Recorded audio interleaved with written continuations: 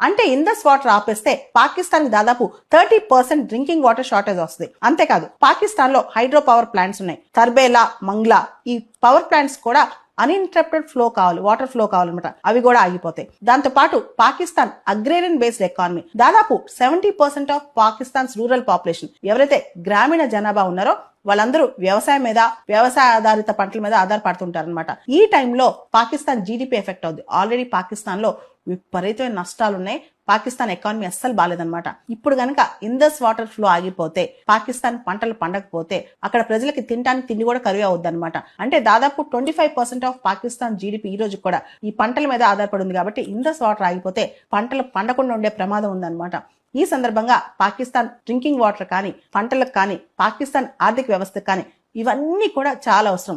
ఇప్పుడు పాకిస్తాన్ లో డబ్బులు లేకపోతే, already Pakistan forex reserves crisis లో ఉంది.